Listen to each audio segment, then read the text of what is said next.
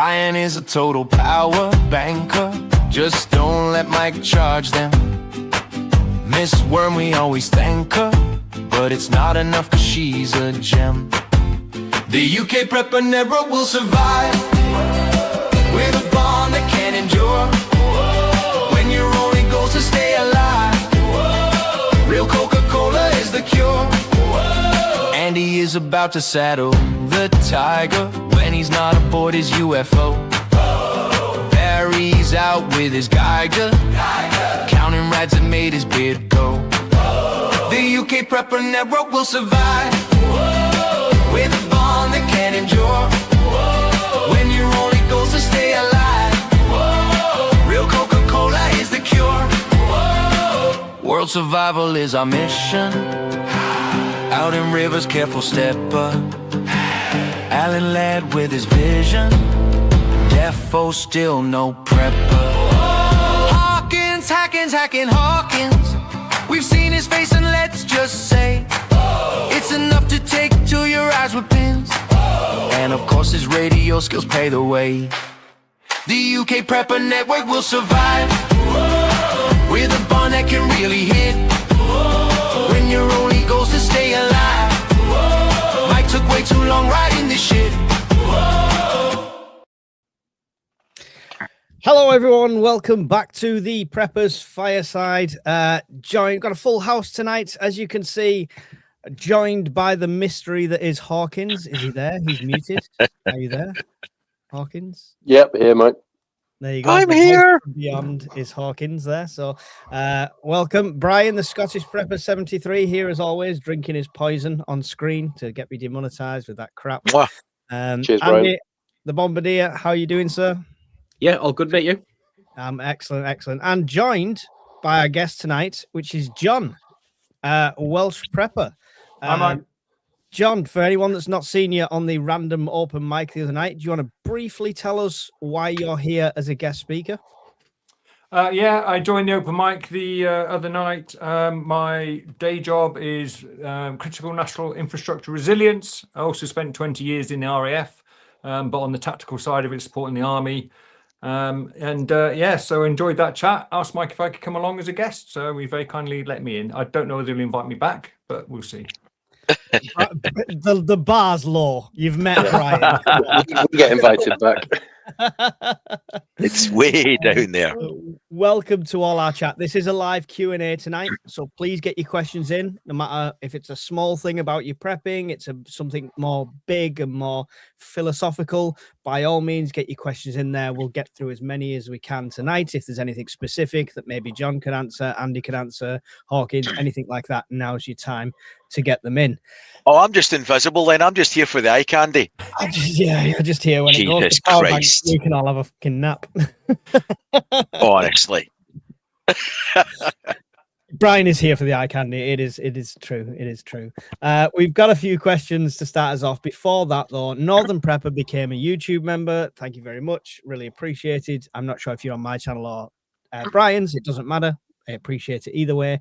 And Dave all sent a £10 super sticker, which is awesome. Just remember, whichever channel you're watching this through, I think Andy and Brian are both streaming this to their channels. Make sure you like and support their channels every way you can as well. It's really appreciated. And we'll give the first question honor to our lovely Miss Worm. She asks, what's the weakness in your preps? Why do you think you've allowed it to become a weakness? And what are you going to do about it? Very interesting question there. We'll pitch you, Hawkins, first. My biggest weakness is financial, as in I don't have enough in savings because I spend it all on prepping stuff, which I do need to address. I address it in some ways, as in I've got a pretty steady job, and so does the wife, and I've got insurances coming out the wazoo. I've got, critical illness, all that sort of stuff. Well? A little bit, but then I kind of stopped because baby and money was tight. So obviously I want to get back into it, but look at the price of it now, but it's probably only going to go up. So I should start again. But yeah, just need to work on the financial side of it. That's my biggest thing, because, more than likely that's what's going to go wrong at some point, isn't it? Yeah, at some point, definitely. Brian, what's your weakness in preps? If you say power, I'm gonna throw something heavy at you. My inability to convince others to prep, I would have to say, because I feel like that's That- a cop out. That's a it's cop not out. though. What's the It's not weakness in because your preps? well, it is. If I had a more convincing argument, extended family and immediate family would be prepping. So I'm obviously not good enough at it to convince them. And the weakness to that is sooner or later, either family or friends, if the shit hit the fan, I would be put in the horrible position of having to either say, yes, here's some stuff, and then they come back later potentially, or even worse, having to say no. So that then means Why I is have that? to get. Why is that a bad thing? I would take great pleasure in saying, sorry, tried to get you to do it, you didn't do it, you're on your own. We say that though, but in the cold light of day, being faced with having to turn a loved one away or a friend, I don't think it would be that easy or clear cut, because you'd have to measure how long you think the disaster's likely to happen versus your heartstrings. I mean, if you'd a power cut for what? 3 days, Heart, did you say? yeah. Well, for normal people, I forgot you were an electrician, so for mere Engineer. mortals, I'm an engineer by trade. He just pulls wires. Right. Okay. Andy, have you got a real answer for us instead of Brian? That is a real answer. Yeah. Perfectly. Ooh. Yeah, mate, fitness. Good one. Massively let it slide. And I think that's mainly because I left my old job not last December 4, and then I got through into a new one, which was a steep learning curve, and it kind of just fell by the wayside, mate, to be honest. That's why I've been in the section of Discord, mate. So I've lost what now 16 kilos. Nice. And I've started. I found it. So I've started doing my Olympic weightlifting again, mate. Started running again, rucking again. So yeah, so that would be for me, mate. And So you're joining me on the West Highland Way then? yeah, I don't mind, mate. I don't mind coming with you. Definitely. And Need doing to a get bit that of it. side. But yeah, so and purely made just complacency, I think. Easy. But done. now, yeah, easy done, mate. Yeah. Hold on, somebody just said artillery never did fitness anyway. Preparing the path. You know what it is, mate? Preparing That's because he's a engineer. That's what it is. Hey, those shelves don't lift themselves, do they? Mate, exactly. Well said, John. There you go. There you go. John's got your back. John, same question to you. Any gaps in your prepping? Any weak points and how are you going to rectify that? Yeah, the weak points are I don't know exactly what I've got stored. I know I've got enough of some things. I've probably got more. I've got enough first aid stuff to look after Gaza. But because that's what I'm good at. Yeah, I've done first aid and sort of first responder, critical care stuff for decades. So I'm sort of tend to drift towards what I know. I know I've got a load of tins and I've got a load of food. I don't know exactly how much. And yeah, I think my fear is I'm probably going to get caught out if it goes horribly wrong. But so that's what I need to improve on, is just the organization and the logging of my preps. Well, You I've need to just spreadsheet. released the sheets thing that I've put out there that you can download and you can catalog it all and it works out the dates, everything. It's spot on. Or if you're Brian and can't work technology, you just get a crayon on a whiteboard and count the tins. That's what he does. Thank you for that question, Miss Worm. Appreciate that one. Let me unstar that. I'm going to be selective with some of them so we can kind of go on topic as well. Phil had a question for John. Are you aware of plans to audit, rehabilitate shelters for civilians for SHTF? Has that ever been a thing discussed or on the cards? So as far as I know, and I'd just like to point out at this point, I'm not going to say anything that's classified. This is all open source stuff, all stuff that you can find out for yourselves. It's out there, it's just finding it. But I do not know of any plans to rehabilitate nuclear shelters. I know that there are plans in place and they are exercised regularly during the winter for sheltering people who have suffered power cuts, things like sports halls and community centres and things like that. There are there are quite a lot of community centres, especially on the Highlands and Islands, that have been given grants by the Scottish Government to install generators and kitchens, soup kitchen-y type stuff. So that is ongoing, and it's all, you know, improving all the time. But as far as sort of what we call nuclear shelters, I don't know of any plans. No, they've got plans for themselves, just not for us. There never was any for us in the first place to repurpose anyway.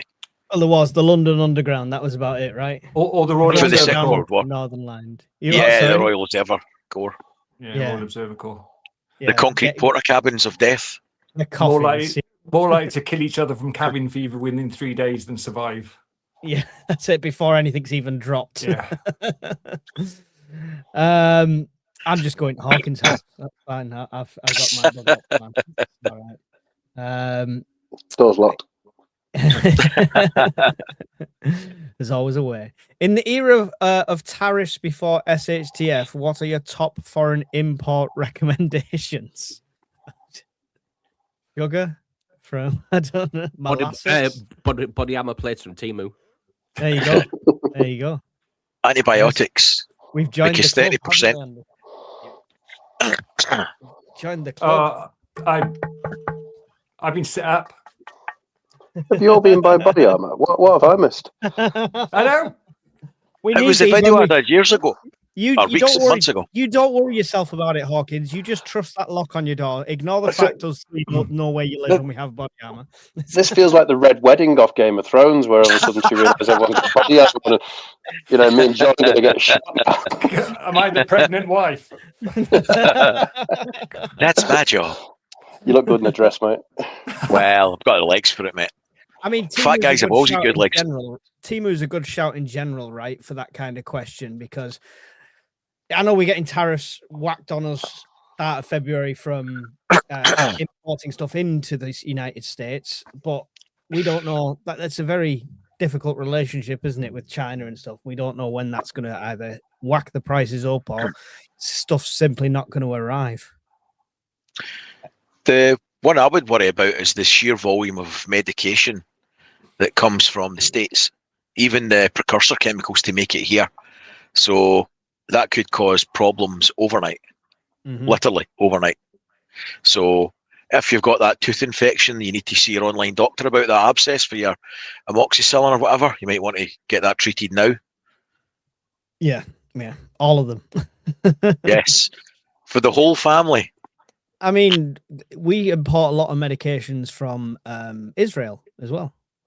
Funnily enough, we import a lot of we import a lot of medications from them as well. So there's all sorts of things that can affect that supply chain, and it may not affect it like, oh no, we've run out of everything. It'll be a case of you'll be used to one medication, then you'll suddenly go to the doctor and say, we've got to change you over to this one, this totally different brand. You know, ignore the Chinese writing and the Temu shipping label. Cool. Thanks for the question, Phil. Miss Worm says, has Welsh Prepper got a channel so I can link? You not got a YouTube channel? No, I'm a you? proper amateur. No, that's good. It's the way to be. It's the way to be. Just come on here and, you know, you can say what you want and not worry about demonetizing other people. That's the only reason Hawkins comes on, to try and cause an upset. Brian, any thoughts on PPE, safety glasses, etc.? Yes, I keep boxes and boxes of disposable gloves, boxes of large, thick bin bags, boxes of paper disposable suits. I've got boxes of safety glasses as well, respirators, spare canisters, that sort of shit. But it depends what you mean by PPE. That's for one aspect. Arguably, body armor would be PPE, depending on the situation. So it could encompass a lot. Yeah. Andy, PPE, safety stuff, gas masks, NBC suits. No, I've got nothing like that, mate. But I've pretty much got everything that Brian said. And I've got a lot of I've got a lot of e-defense now as well, mate. Especially with my left knee being shot. Yeah. And I think the last thing I went to. So I'm going to need hearing aid by I'm 40. So that's what, 4 years off. So I've got a lot There's of no way you're under 40. to try and prolong it as long as I can. So I've got and all the stuff that Brian mentioned, but I've got nothing in terms of MBC or CBR or anything like that. No, I just picked up a mask the other day actually, but I've got the CBRN suits I've got have a 1996 date stamped on them. I've not broke the seal yet, but will be interesting when it comes to it. I didn't think you believed in protection, Mike. How many is it now? What are you up to? Eight is it? 17. 37. It doesn't matter how many kids I've got. I've got one gas mask, and that's mine. I also one question. How many known children have you got? 37. There might be no. I've got 5. Wow. 2, 3, 4, 5. Yeah. Oh, 5. shit. Fuck off. You'd put the Waltons to shame. I've got 5, but I don't go to Blackpool anymore, and I can't go to Italy on holiday anymore. But that's all we'll say about that. John, you must have a bucket load of PPE being in the industry. Yeah, I'm sort of light on the CBRN stuff. I got paper suits. I've got a couple of Paslow respirators with spare filters, but I've not gone full NBC. Gloves and boots and all that sort of thing. As has been said before, got plenty of disposable gloves, both the sort of the surgical ones and the ones you can buy, the sort of the light industrial ones that got a rubber coating on the front but a fabric on the back. You can get those cheap as chips. And strangely, a couple of pairs of knee pads. For some reason, I think I'm going to need knee pads when it all goes horribly wrong. Do you know what? It's a great prep, especially for anyone getting older and stuff like that. The amount of stuff you might have to do on your knees, Brian, to survive, you'll never know. I can see you shaking your head. You've got so many things to say. Those silver coins won't earn themselves. Over that. The things I'll do for a can of Pepsi, yeah. Hawkins PPE. Yeah, what everyone else has said, and then I've just ordered and delivered this week a bunch more of the Tychem 6000s, which are like the thicker, like sort of chemical incident sort of suits, and then tons of masks and things like that, full face ones. But I kind of want to get a battery powered one at some point, so it'll like positive pressure your mask and make it easier to breathe, so you're not sucking it through, with your lungs. So yeah, that's on the list. So, but yeah, everything else I'm happy with. And so basically an iron lung on your face is like, breathe for me. I'm such a lazy prepper. You get them ones that strap to your waist, don't you? You know what I mean? Chuck a couple of batteries in them and throw a couple of filters. You do realise, mate, anything that has any remote working part will burst into flames as soon as Mike turns up at your door. So you better off to spend on something else. Listen, I've been round his house multiple times and nothing's set on fire yet. Touch wood. But you do sit underneath a 6 kilogram fire extinguisher in the garage. Well, you keep sitting me there. You won't let me sit anywhere else. I don't know talk about paranoia.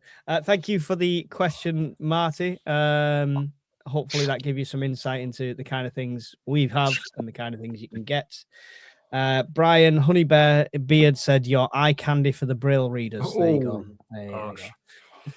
I'm okay. See, I'm okay with that because that just means they have to actually touch me to just then get disgusted, right? If they can see me, then they know it's not worth it. Thank you for the super chat earlier on, Dave, because this will be demonetized in every other way. So if you can support in any way, that's really appreciated. Some normies are not very resilient. Are very not resilient. Okay. If you feel SHDF is imminent, how do you inject resilience for them quick? Ooh, good question. We'll finish with you, John, if you're the expert. We'll start with you, Andy. I don't think you can, mate, for the sole purpose of, mate. I think building resilience has to do with being put in difficult situations and then discovering you can make your way through it. Mm-hmm. Discovering how to get through it in a mental way, and also figuring problem solving and figuring out how to get through it in a physical way. So I don't think there's a quick way, mate, to instill resilience, especially if something happens on a Monday. I don't know how you would instill resilience by a Tuesday. I think it's more of a long-term strategy for me. Yeah. I mean, yeah, I suppose if you're thinking about other family members and that, I suppose, is there something you can have in place to, give them like here's the bag or the box I've prepared for you is the other thing I was thinking of that possibly. I'm not sure. But then you're not building resilience, are you, mate? You're just giving them a safety blanket. Yeah. For 48 hours, 72 hours, or whatever it would be. Hopefully that's enough. Yeah, hopefully, yeah. Yeah. Hawkins, same question. I don't think you can. Like you probably saw in the Discord group last week, I put a picture of 2 big 20-litre water canisters that I'd offered to my next door neighbour and said, chuck these in the back of your garage in case the water's ever off. And he went, nah, it's all right. And then, this week there's been all those water issues down in Kent Way and whatnot, being plastered all over the news. I was kind of expecting a text maybe saying, if you still got them, I might chuck them in my garage. But no, radio silence. And people just don't have that mindset, do they? They're just... It'll never happen to me, right? That's the attitude. It'll never happen to me. Thick, mate, is what it is. But I will take great pleasure now that if the water is ever off and he knocks on, have you got any water? I will take great pleasure in literally going, no, I offered you water. No, but I've got them 2 empty canisters that you can still take. Oh, excellent. Brian? I don't think you can make the person more resilient in short order. I think you could make them more resilient to the effects of the situation. And by that, I mean either helping them with kit or by saying, go to every cash line you can find within the next 20 minutes and draw out as much as you can and get yourself to the local corner shop and buy in water and everything in the tins they'll sell you. So that's not making them resilient, but it's making them per se as a person, but it's making them more resilient to that particular disaster or situation. So I think that's probably the best way I can answer that. Fair enough. And John, yourself, when it comes to resilience, I mean, I know this says imminent. How do you inject resilience for them quick? But how do you inject resilience into the general population? Yeah, so it's already started. If you go back 12 months, 24 months, resilience wasn't talked about at all. Having food in your house wasn't talked about at all. Being prepared for power cuts wasn't talked about at all. It's slowly seeping into the mainstream media now. Chief of Defence Staff, as I said the other night, was directly questioned about the other day, and that made the mainstream press. So the government is gently drip feeding into the mainstream media that you might want to do something about this, but we're not going to tell you because that would imply that we're all going to war. Well, that's it. They're too scared to cause some sort of like panic or absolutely, but they kind of need to. Yeah, it's a culture, and we just haven't got it in the UK. You're well aware that Sweden, Norway, Finland, it's part of the culture. Kids grow up being self-resilient. Kids grow up going out and starting fires, and with the mindset that they need to be self-resilient before they have to rely on the government. We just haven't got that in the UK, and a culture change takes a decade. So if shit hits the fan is imminent, we've already missed the boat. What I would say is if you want to study this sort of thing, if you look at the Texas winter outage 2021, it's really interesting because government, not just the UK government, government's assumptions are that there'd be riots in the street and people stabbing each other for a toilet roll within 48 hours. Texas, after 10 days in the freezing cold, bearing in mind this is a state that's got more guns than people, they were still queuing, orderly queues for food, and they were pushing the old people to the front to make sure they didn't stand out in the cold too long. So assuming that society is just going to break down within 72 hours, it maybe isn't exactly accurate. It depends on society, right? Because Spain took 3 hours. That was it. Yeah. Spain took 3 hours before they were fighting over water and stuff. And I've been to Texas. To be fair, walking around the streets of Dallas, Fort Worth, anywhere like that, they're a lot more respectful than you get walking around the streets of Manchester. Do do you not think there's a different? I've only been to the US once, and I was in Florida, but there was a difference in my mind, thinking that he could have a gun, he could have a gun, he could have a gun, he could have a gun. Yeah, so And be if nice you- just in case. Exactly, you're in that sort of don't want to push it too far because he might just shoot me sort of mentality. So I reckon that does in some way, but it's just I hate this.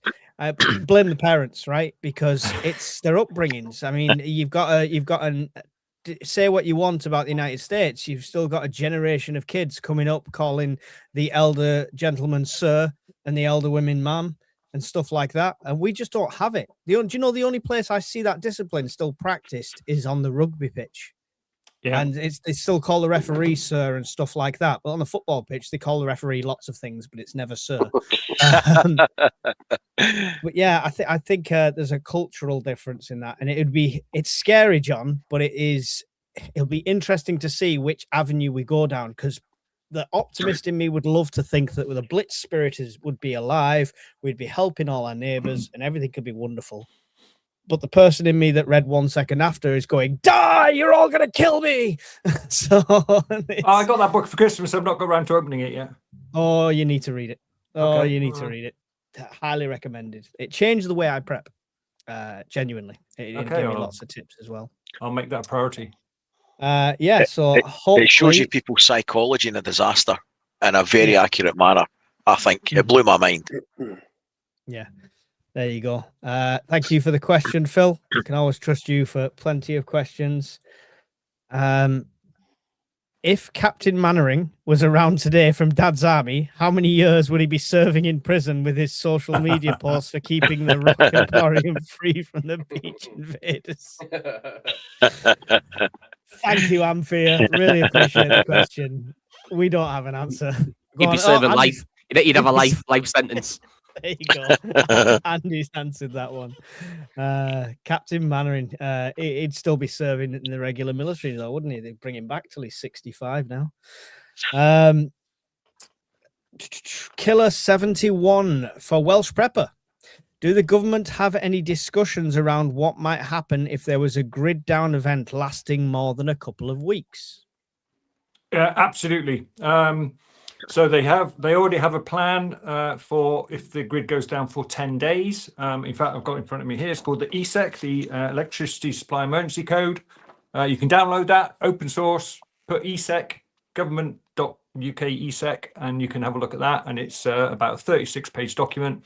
And it basically tells you that they're going to, first of all, invoke emergency powers under the Energy Act, and then how they're going to reconnect you all very slowly over a 10-day period. And at the back is some annexes. I got this out in preparation.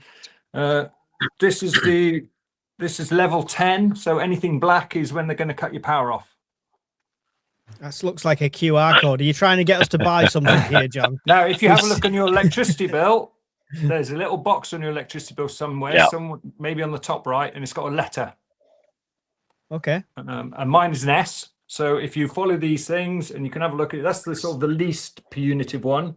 If you went down to S, you'd see when your power is going to go off and on. Now you can use that to your advantage as a prepper, especially if you're in a community. The codes change literally sometimes house by house, but more normally street by street. So your street could be a T, and next door could be an A, or the next street along could be an A. So if you've got a friend who lives in A and you live in T, you can swap about to make sure you've got power to recharge your power banks and all that sort of thing, or just keep warm in the same room.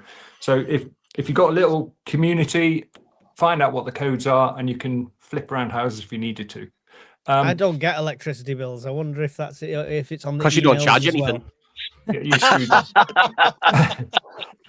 But yeah, so what would happen is in the immediate 48 hours, the energy companies who are Cat 2 responders, they are legally charged by the government to get the network up and running, and they would keep what's called priority sites going first: hospitals, major call centers, government buildings, that sort of thing.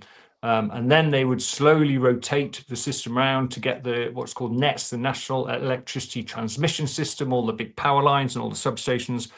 They've got to push energy into them to keep it simple, and they can't activate them all at once because it would just blow everything. So they rotate the energy around and cut people off and connect people on a rotation basis until they've re-energized the network up to full power. That can take 7 to 10 days. But they haven't got a plan outside of 10 days yet because they just don't see it happening. And that's maybe a weakness, is that grey zone warfare, cyber warfare beyond 10 days hasn't really been considered.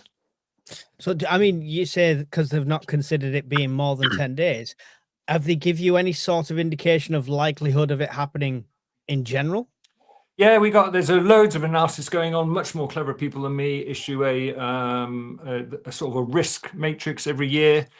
So in about September, October, this risk matrix comes out and it says what are the chances of us having power cuts this year, and they give a percentage and like a rating for the impact. They got pulled up on that for last year when we nearly had basically a mini grid down event on the 8th of January last year, because they were accused of fudging the figures, Nesso. They put out that we're going to have a glut of excess power, and they hadn't accounted for the Duncanfeld, whatever, how you pronounce it, the low wind event. Duncanfeld, is it? Something like that? That's the one. So they didn't account for that. And then they've got agreements in place that they keep contractors on standby with the gas plants to meet extra capacity. They'll ramp up, turn the turbines faster, generate more power, or be in standby mode to give you electricity should they need it. Well, since the unit cost was so high, they were already turning and burning anyway, so they weren't there to provide the capacity that they'd already been paid to provide, and they were contractually obliged to provide. So we were this close from not a rota disconnect like that with the postcodes and numbers. It would have been a Total disconnect. The closest I've seen was when they put the sanctions on Russia, and most of our gas was coming from Russia, and suddenly had to stop bringing it from Russia and bring it over from America. But that takes a few days, and came very close to having scheduled power cuts, which is different to this stuff here. Is for a national power outage that is unplanned.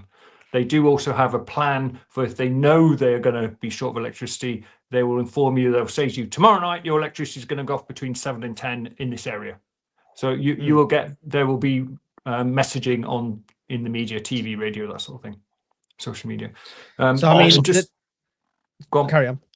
Just to finish the point here, there are also various electrical power lines that come from France, from Denmark, from Germany, from Belgium, Ireland, and they can draw on that if they need to. But of course, they will charge an absolute fortune if we want to suck some electricity in. If the UK wants to suck electricity in to keep the power, to keep the lights on. Yeah. And that'll definitely have a knock-on effect to the consumer, I have no doubt. I mean, the short answer for that then for Killer 71, he's saying an event lasting more than a couple of weeks. You're basically saying, no, they have nothing in place planned if it's beyond 10 days. I don't know of anything in place. It may just be that I'm not high enough in the food chain, but all the plans I know of, and which is open source, you can download it off the internet, is for 10 days. Everything will be back to normal within 10 days. Okay, I have faith. Honest, yeah. The government's coming to save me. If it goes past 3 days, I don't think it'll be on for a while.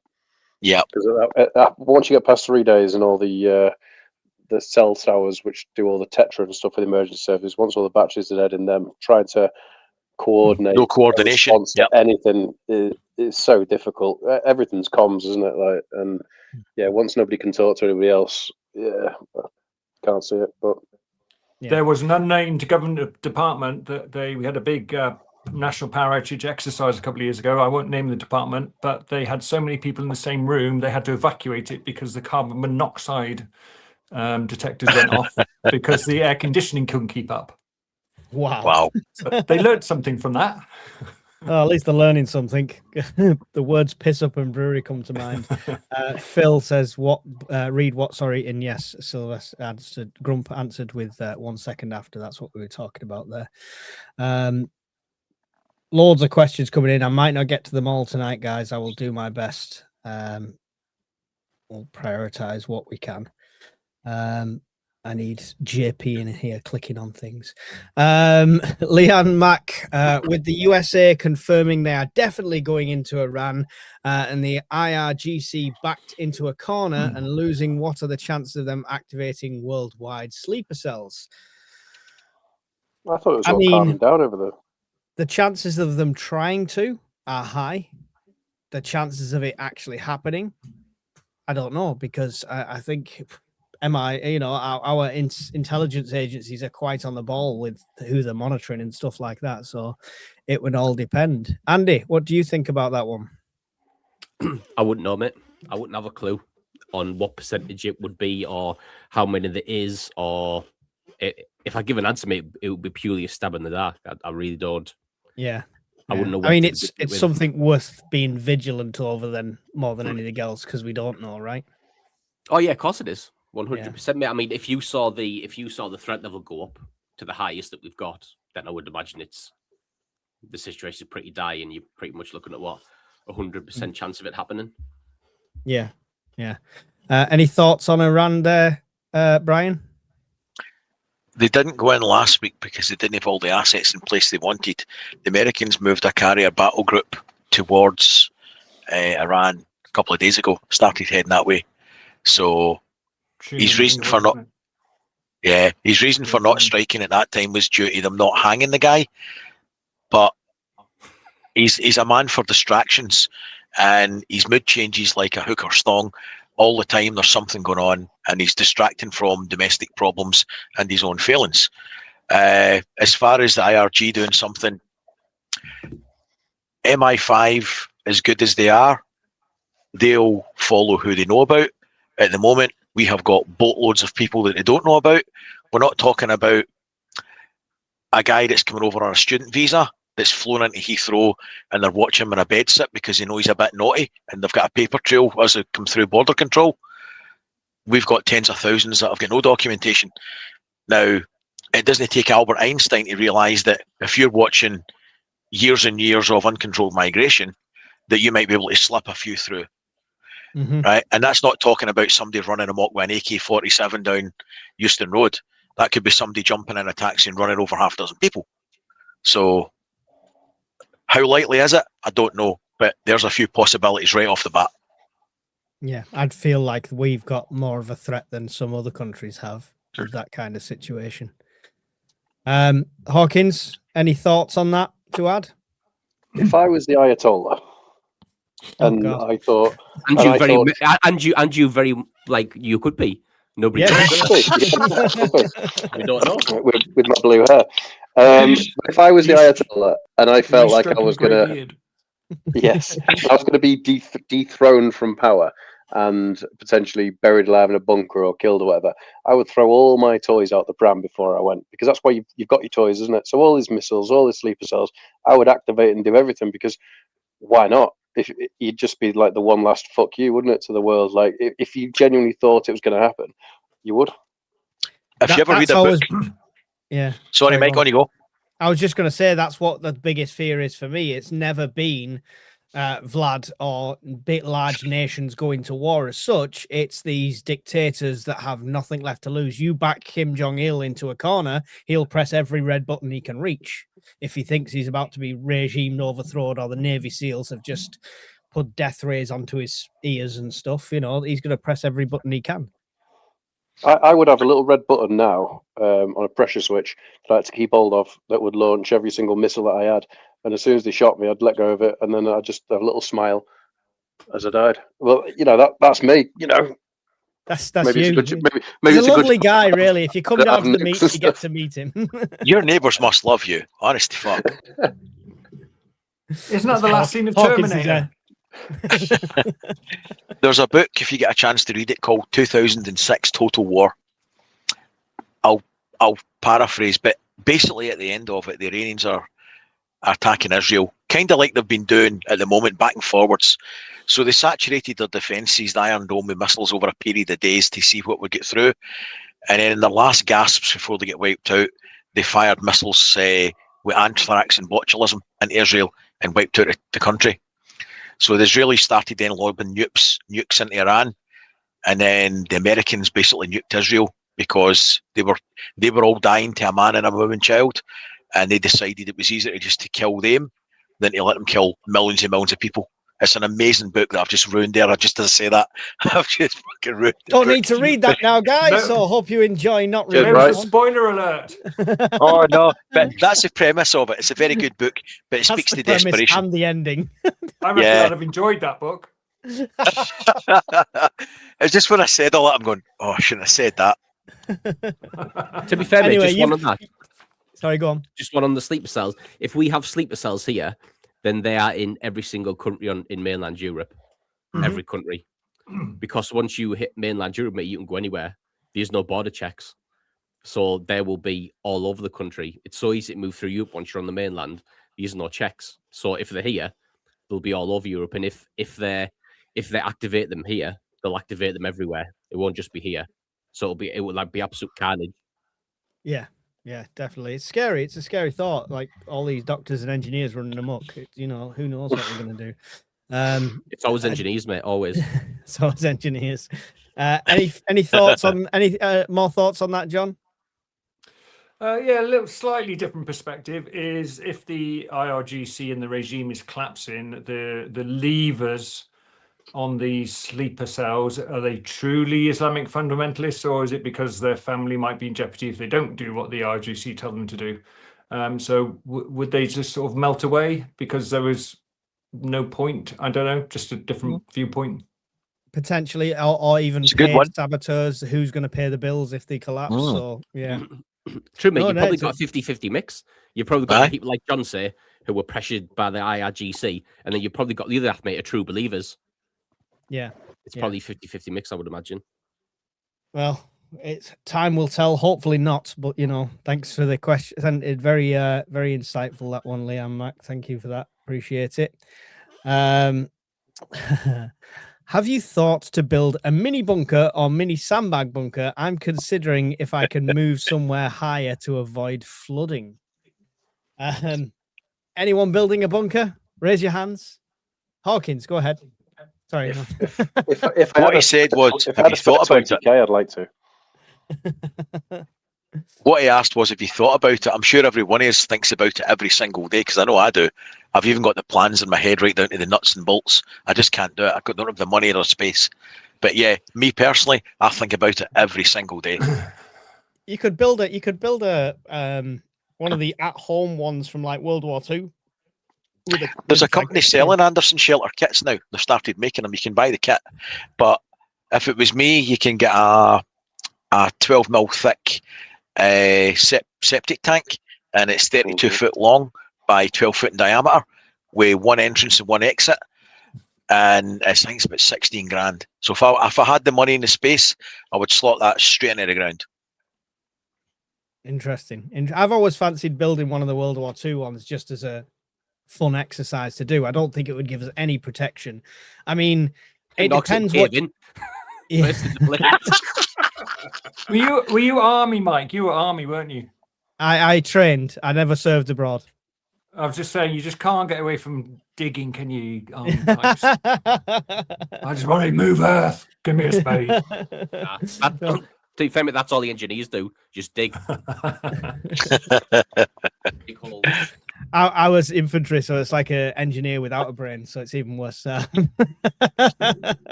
I've always fancied doing what. So there was a company actually.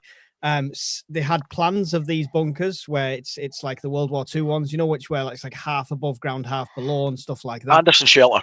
Yeah, like the Anderson shelters, but like made with sandbags and earth and stuff like that. And they were trying to sell them for 10 grand. So they'd come to your house and dig a hole and put some sandbags around and charge you 10 grand. So if somebody's paying that, I'm up for doing that.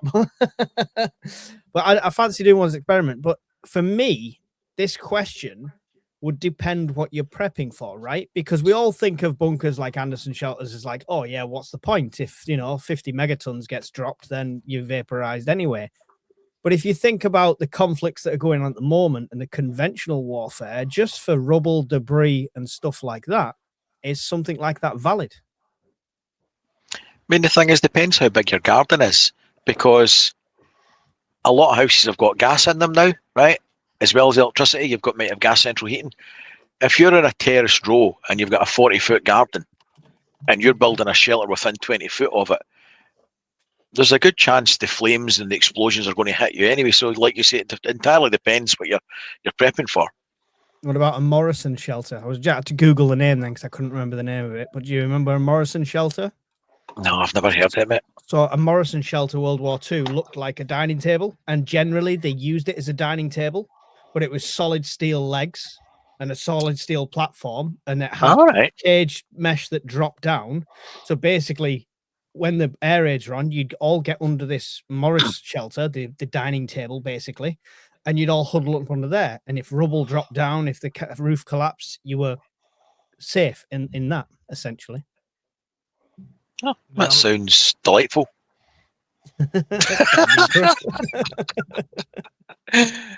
Anyone else? Stuck in a house. Anything to add on shelters? Just I can't afford. He them tells for us he's got a start. nuclear bunker in his garden. No. doesn't he? I live in the west coast of Wales, so if they nuked New York, I'd have 5 days' notice. So I could do something by then. If they bombed Birmingham, the prevailing winds would carry it all away anyway. So my plan would just be to get into the centre of the house and try and live out for a couple of weeks in relative comfort under my duvet with my slippers, because I'm ex-RAF after all, so I want to be comfortable. The cravat one. Andy's sat there thinking, glad you said it, not me. Check in, don't dig in.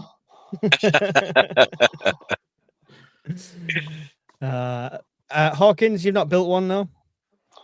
No money yet, mate. I'd love one, but yeah, it's costing it. I like the Colin Furs type one where it's under your back garden or under your driveway. See if somebody's looking for one off the shelf that you could set up in your garden in a day. Have a look at concrete canvas tents. They deliver it by a pallet to your house, and you unroll it, and then it comes with a blower. You connect it up, and it blows it up inside, and then you wet it, and within a couple of hours the concrete's went off, and you can berm it, cover it in Hesco, whatever you want. Yeah, so there you go. Have a look at concrete canvas tents. Concrete canvas tents. There you go. There's a tent I can't set on fire, Andy, before you say it. You could. I have drilled a hole down through me garage floor to see what's underneath it and put a camera down there, and it's perfect for digging out.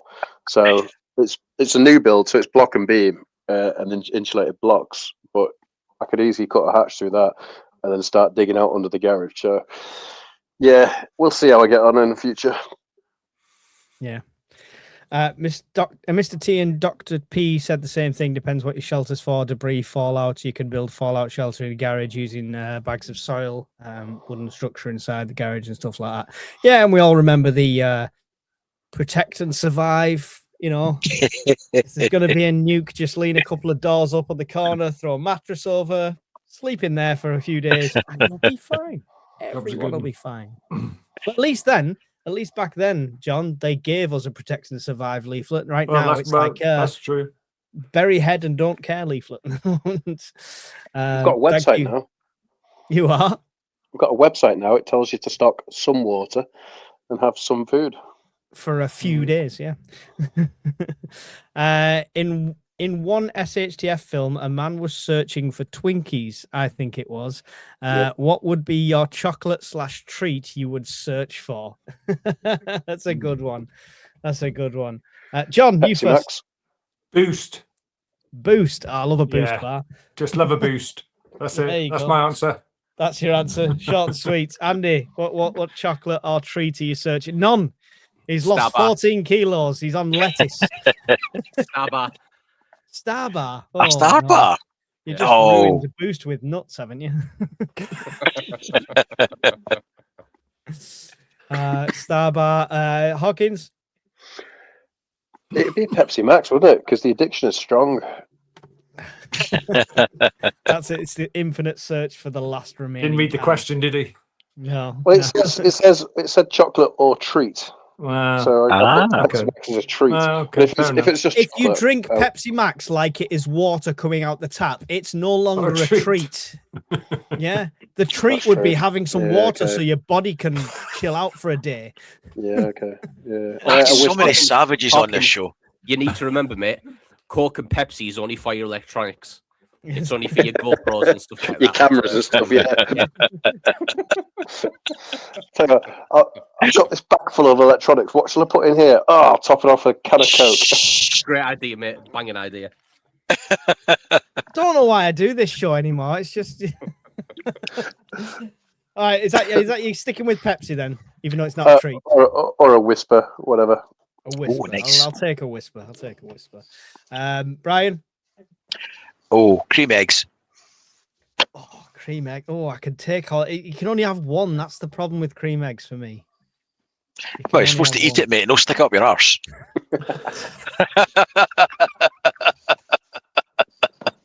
You're doing it wrong, Mike. Lord, give me strength. Sorry, John. You're on about will we invite you back? Will you come back? I That's know. the question. For me, it's a Karamak. Just to break, the Oh, you're a terrible person. I love What? a Karamak. Yeah, A Karamak?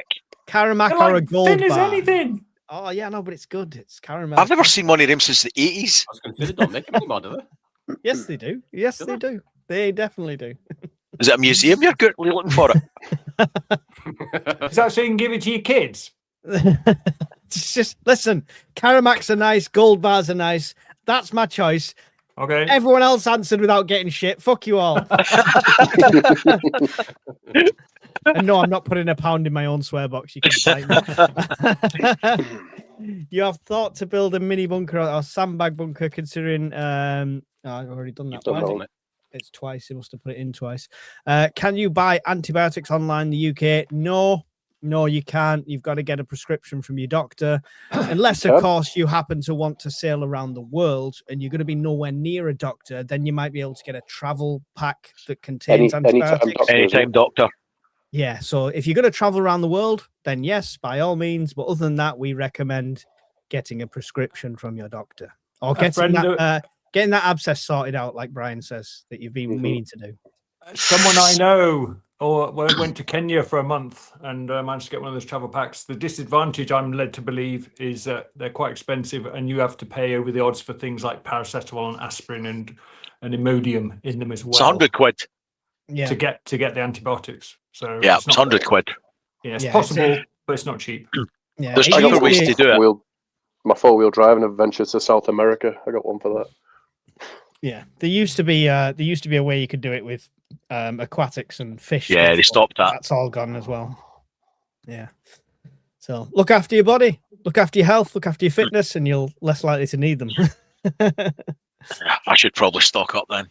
Yeah. About antibiotics, who here takes them? I've had one dose of antibiotics in my life when I was 12, and I've never had another one since. 2 or 3, but Yep. it's always been tooth related. Right. But Yeah, to be so fair, that's right. Hawkins, When you took my we've trans seen you. license. Yeah, That would have put me off taking them again as well. yeah. If that's the side effects. No, I mean, I tell you one thing I will mention though is antibiotic creams. Neosporin's a great one. You can only get it on eBay. You can't get it on Amazon. There is some sort of legislation technically, but you can still get it technically, but it's all weird. But also Amazon do a version of it, which is just 3-in-1 triple antibiotic cream. All right. It's a good, just in case, it's actually really good. Everyone knows Mrs. Urban Prepper's had terrible skin condition. When it was all cracked and she could barely walk, it was the only thing that healed it within hours. So it's really good for all sorts like that. If you've got a cut in SHTF, a rusty nail, and you can't go and get a tetanus, clean it as best you can. Some of that on is going to help. It's better than nothing. So that's something you can get in the UK, and it's always worth stocking up on for me. Thank you for the question. Brian's better rigged than Zelensky. There you go. I don't know. I'll keep a few things. Powerfang radios, yes or no? Hawkins, that's one for you. If that's all your budget can adhere to and purchase, then yeah, it's better than nothing. There's nothing wrong with them. They're just not high end. The biggest problem with them, I think I've said before, is spurious emissions. So you're on one frequency, and the they're built that badly that they're actually transmitting on several different frequencies across different bands.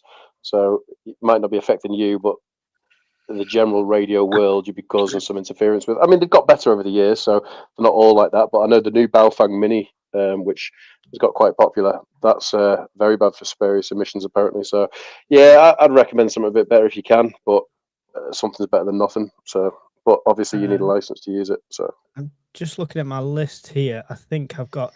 Is it the Retevis RA89 one that you said? yeah, I prefer them. Yeah, that's The currently Retevis. that's not bad though. That's currently reduced from 70 down to 52 at the moment on Amazon. Yeah, that's the 10 watt one. It's nice. It's waterproof. Big Link battery in on the it. chat. Link in the chat. But yeah, that's on sale at the moment. So, and there's an RA79. I assume that's just a bit of a lesser model. So, yeah, cool. Anyone want to add anything extra on Baofeng? I got one sealed, vacuum sealed in case I really need it one day. Yeah, not That's a all. regular user. Yeah, No. that's cool. That's cool. Awesome. Right, Brian's got about 50 behind him on the shelf. I think there's a few there. feeling judged. He's feeling judged. When is that big snowstorm coming for you guys? Apparently, it's going to hit the 25th, 26th, according to yeah. the initial weather reports and weather maps. I've seen 12 different versions of these maps. Most of them have Wales and Scotland covered. Some spread down England. Some cover all of the entire country. So it depends which sensational headline you want to listen to. But listen, when it's not fear mongering when I put a video out or Brian puts a video out, anyone puts a video out about storms and stuff like that, use it as an opportunity to check your preps, to get ready, to make sure you've got everything in place. If it happens, what will you do? It's a training exercise at the end of the day. If nothing happens, which touch wood, we always hope nothing happens unless you're Hawkins and you want the world to end tomorrow so you can test the gear. Everyone else who's normal doesn't want stuff to happen, but use it as a training opportunity. So 25th, 26th is what I heard. Anyone heard different? I think the weather charts this afternoon at 3 o'clock on WX charts was showing like a mini beast from the east coming in again, wasn't it? So I've not seen much about the snow, but it's definitely getting down to like -6, -7, -8 again. So yeah, fingers crossed, 12-foot of snow. Fingers. Mike, can I just say to everyone, if you have a vulnerable person in your family, disabled, elderly, anyone who relies on medical equipment for day-to-day living, please register with your electricity company, with BT and your water company. You'll then be prioritized when they go around doing whatever they do. So it's free. You can just ring up your utility company and ask to be put on the vulnerable persons register, and you will be prioritized if there's any aid coming when it comes. You can also get on said register if you've got kids under 2. There you Under go. 5.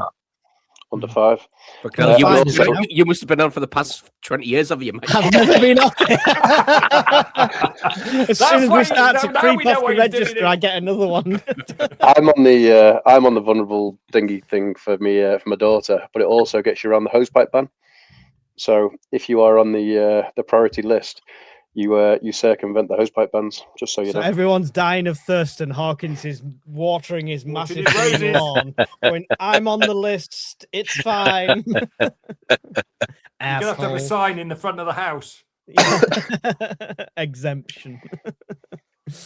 Yeah. So we different maps, different sources. Just be ready, Rob. That's the main recommendation. I think, as a prepper, generally, if you've got stuff for a 5-day, 7-day period, most of these storms shouldn't affect you. As long as you're covering all the main bases, water, food, where to keep warm, where to cook your food, you're covering all the main fundamentals of prepping, and you've got at least a week, most of these weather warnings and stuff shouldn't affect you. Just don't take stupid risks and drive over the Pennines in the snow like I do. And if your roof tiles stay on. Yeah. Brian's roof blows off. If reserves age limit is now 65, do they get SLR or SA80 choice? One for you there, Andy. They'll end up with a sharp pointy stick because there won't be enough weapons for everyone. Yeah. I think I saw the Imperial War Museums down the road from me. I'm sure they were filing out the muskets and stuff like that. You can have a regiment of flintlocks on the front. Might as well go back to red tunics, mate. Yeah. Why were they red tunics? Anyone know? So you couldn't see you bleeding. Yes, there you go. Good man. John knows. the Oh, I never score. knew that. Yeah. Because it was demoralizing if you saw uniforms covered in blood and wounds and stuff like that. So you couldn't see the How blood. selfish of you to bleed and upset people. I know. Plus, you could pass the uniforms on with minimal having to, do all that. So there you go, John. Well, Spot on. I'd take an SLR over an SA80, by the way, just to answer that last question. is that your choice? I fired both, and an SLR will stop a Land Rover, but an SA80 won't. An SA80, if you get a grain of dust or a drop of water in it, it's broke forever. It's the least durable rifle in the world. You'd be better off with an AK built by somebody in a shed. On a scale of 1 to 10, how serious an incident are we expecting to happen in 2026? Ooh, interesting one. We'll start with John. On a scale of 1 to 10, I think there's potential for like an 8 if it all starts to go horribly wrong somewhere and a foreign nation decides to do a grey zone or cyber attack on us. We could have some issues. I think more likely be yeah. Oh. Sorry, I'm just reading the question. Staple guns. I got a very nasty injury from a staple gun once, I'll have you know. Did you get a Victoria Cross for it? Purple ribbon. No, I think unlikely, but I think there's a potential for some sort of grey zone warfare cyber attack. That's my answer. Okay, grey zone cyber attack. Okay, Hawkins. I think there's the potential for the maximum, isn't there? Like, kind of talking what John's saying there. If Trump does decide to go all in on Iran, say next week, for instance, and the Ayatollah says "fuck you all," you could cyber attack the UK. He could deploy sleeper cells. He could set off every missile he's got from his little missile cities. He could have bought a nuke from Kim Jong-un for all we know. I think we'd have seen it being shipped. It's not like a FedEx thing. So, will I lose any sleep thinking about it? No. So, I don't know. You just carry on, don't you, and just hope for something to go wrong and get test your preps. You don't. No, only you hope for something to go wrong. Keep calm and carry on. We'll leave it there without you saying a little bit. I just don't want a nuke nearby. You can nuke Glasgow, that's fine. Just not nearby. Cheers, buddy. Yeah. Thanks. I'll vote for Glasgow. I hope you two get fleas in your beards, you pair of bastards.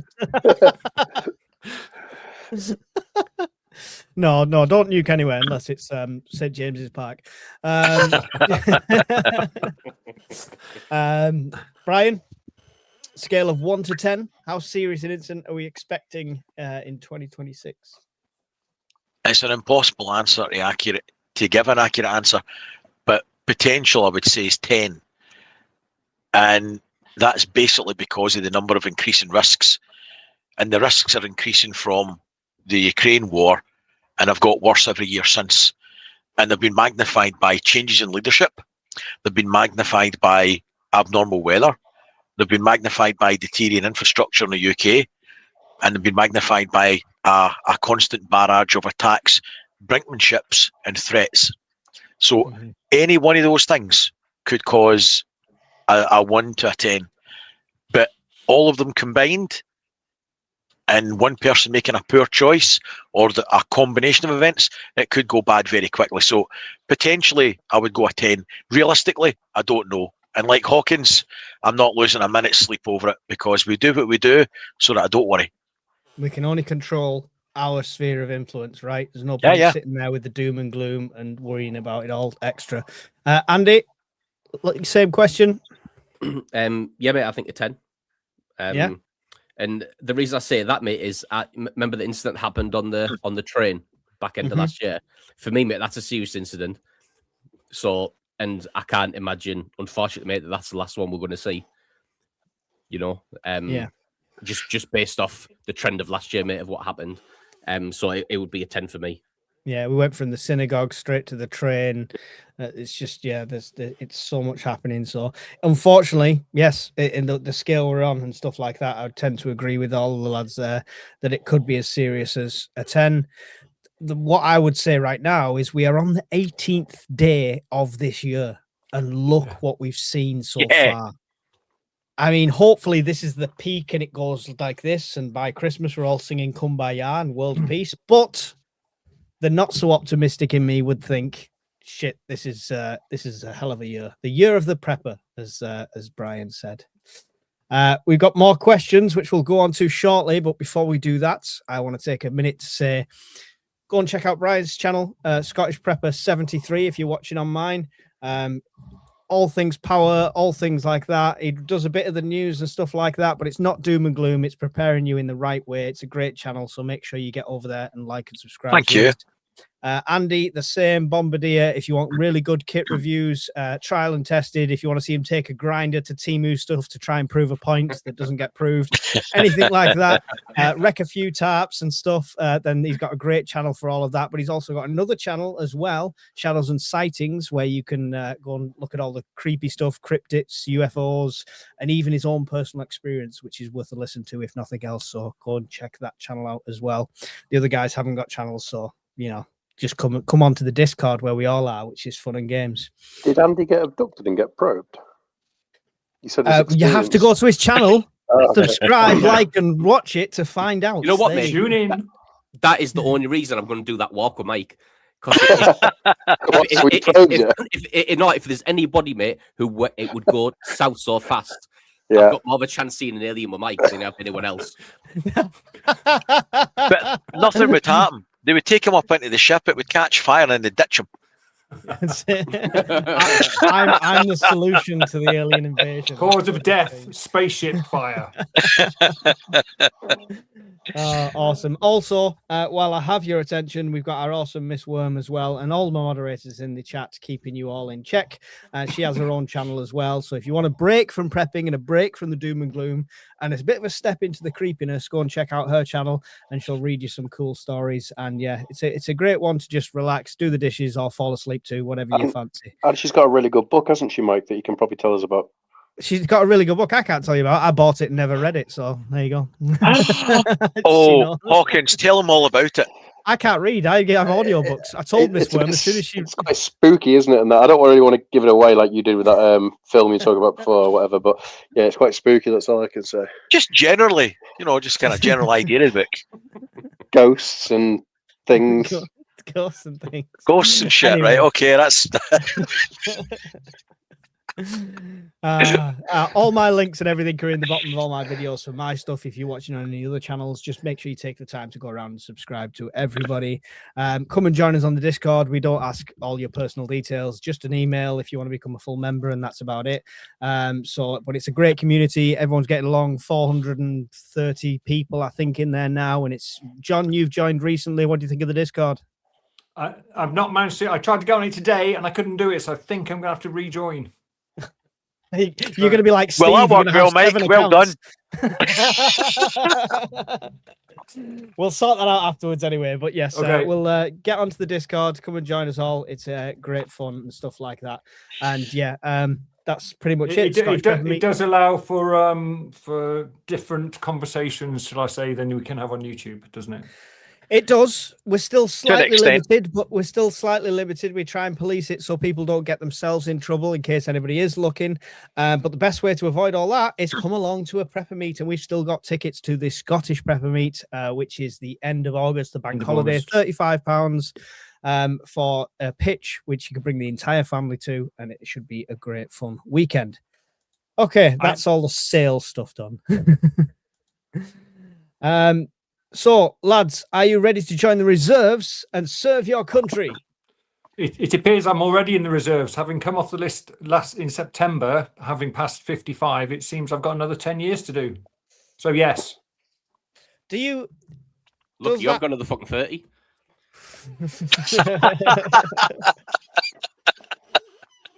There he goes, lying about his age again.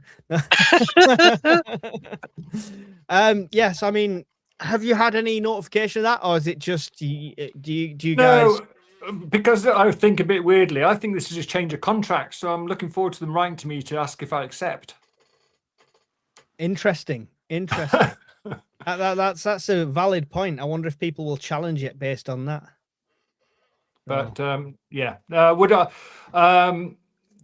I spent 20 years in the Air Force. I know a little bit about this. The reserves, people like me, I was air traffic control. So I'd be trained up again to fill a basic air traffic control position, a ground controller at an airport or something. And I'd sit at RAF Shawbury or Brize Norton or somewhere like that. So the young things could go and do the proper fighting. So I don't see myself being put on the front line, because I've got skills. Anyone who's been in the military has got a certain skill. And that would probably be utilised in the UK, so that the active serving members would be sent to Greenland Yeah, to fight the Americans. to fight the Americans. Who thought we'd be Andy- saying that 2 weeks ago? Andy, you ready to go and fight the Americans? I generally don't think they'd want me back, mate, to be honest with you. No, do you not think even with the hearing thing, they'd find something? You know what I mean? Nah, because I was that much of a ball ache for them, mate. I generally don't think they'd want me back. I really don't, to be honest with You you. leave or get kicked out, Andy, Yeah, let's be They honest. couldn't wait to they couldn't wait to get rid of me, mate. So I really don't think they would want me back. I mean, there's also an element of it, mate. If I went in, I would be a pain in the ass again as well. Like, I wouldn't be shaving, I wouldn't be ironing my kit. Like 100%, mate, it would be an element of you wanting me. I don't want to be here. You want me here. You think I have something to give, so I'll turn up work on time and I'll do my bits, but I'm not fucking shaving and I'm not ironing my kit. So it's up to you whether you want me or not. I love it. You don't have to shave anymore. You're allowed a beard. Oh yeah, you are, aren't you? So I would Yeah. shave just to piss them off. Whatever they wanted, I would do the opposite.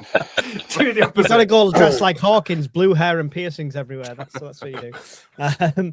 No, genuine question though. I think my answer to this, obviously we know that I'm going through that process at the moment, but I am genuinely having considerations the way the start of January's gone. But if it was a direct threat to the UK, then yes, in a heartbeat. If it was for somebody's phoning war overseas, then probably not.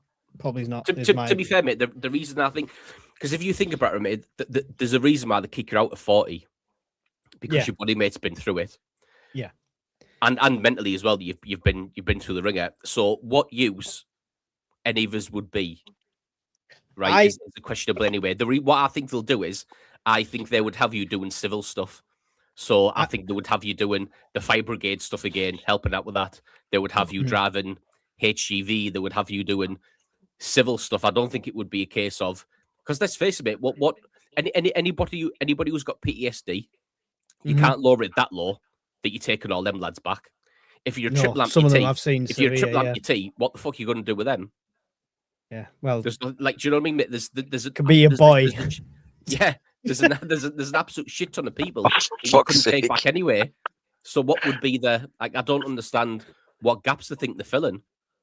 I think you're right, where it would be more stuff around here, around the UK. It would be a booster to police and emergency services. But genuinely, I think the older generation, they're going to use it to bolster training camps and to try and pass that knowledge on. Because if they suddenly need a recruitment drive, whether that's at gunpoint or a monetary incentive, they're going to need people to train these troops. And they'd rather there's somebody with experience, especially people who have served like yourself, Andy, to do the training. That's what I think. But even that in itself, it's a specialist thing to be an instructor.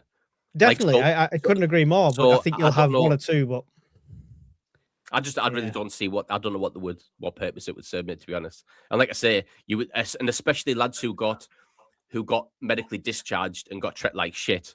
The last person you want, mate, is someone like me in there. When you know me, especially when you're at work and everything's shit, and you've got me saying this is shit, and I don't want to be here. You know what I mean? And this is wank, and he doesn't know what he's doing, and he's shit. And there's a you'd be the reason why I left him, perfect do you know what I mean? instructor. I'd Like, be it buzzing would if be- I'd got you as an instructor, Andy. Like, I'd be well oh, happy. The whole thing, mate, would be it just wouldn't be good, mate. Like all All the I've bitter, got interested people like me. Is the vision of you just you wouldn't want them. sat there like you were at the prepper meet, just leaning back, when you were talking to our counsellor friend, and that's how I see you on the training camp, just in a deck chair. 100%, mate, that's what it'll be like. Exactly. Mate. Here comes Corporal Sunshine. I would, mate, to be fair, mate, I would happily go back in just to be a cunt. They So happily call them Chuckles. if you are conscripted and you're up in the northeast, just look out for Andy. Oh, I'm looking forward to Andy being on my section. I'll tell you what, mate, I would put it all on YouTube as well. Yeah. I'd video all the stuff and just put it on YouTube of how shit it is and why I'm putting Andy's about in a pair of cunt jeans and a t-shirt. Yeah, I'm putting about in the jeans and a camouflage t-shirt. That's all I've got. That's all I've been given. A pair of And everyone's Crocs. Like, pair of furry Crocs. And everyone's like, Andy, where's your weapon? I just hold up a pointy stick. And I'm like, I've got to do this. This is serial number 132. It's better to have people like you doing it though than trained survival instructors like Funky, right? That's probably the better option. Hey, he's behind Ed Milan's now, mate, changing the world. He's in Greenland now. Is Somewhere, yeah, waiting for the Americans to come. on the American embassy balcony in Greenland. I heard he served with him, mate, on the Siege of Basra. I think he was there. I think he took Fallujah single-handedly. Let's play nice. Sorry, I shouldn't have brought that up. Have you seen the inside of Colchester, Andy, by any chance? Oof, no. Joking The Glass House. My uncle's on first name terms with some of them there. Hawkins, would you serve your country if it came to it? If the enemy was on the beaches, yes, but no way am I leaving the UK to go and fight for Starmer and this Labour government. You know what, Yep, though, mate? I agree. Weirdly, right? There's a 10% chance at me that really wants another medal. I got enough. Like, it really is, mate. Do you know what I mean? So, like, there's a weird 10% of me that thinks, yeah, fuck it. I do another medal. You know what I mean? But then the other 90% of me is like, this would be absolute fucking ball ache. But if you could be I've just had a flash if you could there. be a cunt for 12 months and get a medal at the end of it, Right, happy that's days. win-win, mate. That is win-win. That. It's like Dick Dastardly and Muttley here. All of the visions of the wee dog, Andy saying medals, yes. Brian, would you fight for your country? I would fight for my family, Mhm. and that would be if the wolf's literally at the door. I would not willingly go abroad, and I'm 52 years old. I'm pretty much knackered. If I was going anywhere because of my You've got another early 13 work, years of life in you, according to the military. yeah, I would probably end up in the Remy, because the early part of my life was all on the tools. So that's probably the only kind of limited value I'd be in a workshop, either running it or whatever. John, you said you're waiting for your contract extension paperwork to see if you accept, but if the wolf was at the door, would you step up? Yeah, absolutely, yeah. Yeah. I actually had a very enjoyable 20 years in the military. There were some downsides to proper operational tours. Afghanistan and Gulf War II. Did they put you up in a 4-star instead of a 5-star, John? No, it was bed and breakfast. I'll tell you. No, I Where's the silver? genuinely did some proper service, supporting the boys in black. So yeah, but I would do it all again. I had a very good time. I think I was an instructor at the RF College at Cranwell, so I think I would probably be put into that, initial recruitment. How to walk straight and swing your arms in time and all that sort of stuff. So, but yeah, I'd do it. And Miss I thought Worms Andy put in was the waiting chat. to say something else then. No, mate. No, just someone in the comments there, mate, said they'll jail you with a huge sentence and offer you military service as an option out of jail. Like the jails, mate, are already crammed anyway. Where are you going to force 100,000 people? Do you know what I mean? It's a terrible idea anyway. Listen, anyone who thinks it's going to be like the film Dirty Dozen, it's not going to be. It's going to be like Bad Lads Army, and they're just going to be full of idiots, and all they're going to do is put real servicemen at risk if you send them abroad. Hmm. And using prisoners is unless it's literally for cannon fodder, that using prisoners is a bad. Evil girl says I can come back. You can come back. Yeah, All she right. said I'm fitting in well on the panel. All right, okay, there you go. That's an invitation, I think. She's basically just called you an idiot then. Yeah, that's not a compliment, John. That's an insult. Thank we'll have you. for words the later. question. Thank you for the question, Deegs. Question: have you thought about a mini bunker shelter? How many times are you gonna ask the same question, Tony? I think he was just desperate for an answer. If you had all your preps vanish, how long would it take to get back to your current level, and what would you do differently? Brian, I burnt yours down in a scenario we did, so I'll go to you first. Mate, I'd spend the first 3 days crying. I'd literally just sitting in the garden crying, looking at the ashes. How long would it take? Shit, I don't know. There's a significant investment in money, put it that way. Yeah. It would take me at least a year of not doing anything else. So no holidays, nothing, cutting back in household expenses. It would take me about a year and about 20 grand. Wow. There you go. There's no way at all, mate. Donna's going for that. No way. Yeah. There's no way you're I might getting have away with to- doing nothing and not having You a know- holiday. Bring out the button mushroom and, sure what I'm worth. Oh, Andy, if you went to zero when it comes to prepping, how long would it take to get back to your current level, and what would you do differently? It would take me a long time, mate. If you think I've been doing it for what, 11 years? So I suppose in theory it would take me 11 years, to get back to where I was. What would I do differently? I would probably Not the only buy thing I'd that do DD differently, mate, I tab. oh yeah, fuck DD taps, assholes. I would probably go power mate first if I was going to do something differently. Yeah, I think I would start with that, because I think that's probably the most expensive thing. So I would start with that and then fill in the other stuff afterwards. Cool. John, if you lost all your undocumented tins and your mystery amount of food and all my first aid supplies, it would take a long time. I've been sort of prepping properly for probably 8-9 years now, so a significant period of time. Also, as Brian mentioned, there's also the cost. You can't just buy this stuff in a wanna. What would I do differently? I would probably just spend a couple of days getting a proper plan to incrementally increase my resilience from 3 days to 7 days to a month, because the way it just sort of evolved. My prepping, my preps evolved over time, so there wasn't really a proper plan right at the beginning. So I'd probably organize what I purchased in the right order this time. You could always just ring room service, John. I could. Hey, he's like a dog with a bone, John. That's anyone it now. can be wet and cold in a trench. It takes Very skill true, to mate. get money Anyone out can of the grizz it. MOD. That's very true, mate. That's very true. Hawkins, if you lost everything, how long would it take to get back to your current level, and what would you do differently? It's took me a decade to get where I am, and I used to have a job that paid me a lot more money, so I had a lot of money back then to spend on preps that I don't have now, and now I've got a daughter. So it'd take me a hell of a long time to get back to this level. Probably never would, actually. What would I do differently? Do you know what? I'd probably just say fuck it, give up, and just become a normal person and not bother prepping. Because I'd just I'd be too upset about the amount of money that I've lost. Wow. Become a normal person. I love it. For me, same answer as Brian. It'd take me a couple of years at least. But on the same par as Hawkins, I used to get paid more. I never used to have 3,500 children to pay for. So yeah, I don't know. I genuinely, if it all went today, I don't know how I would really struggle to get anywhere near what I've got now.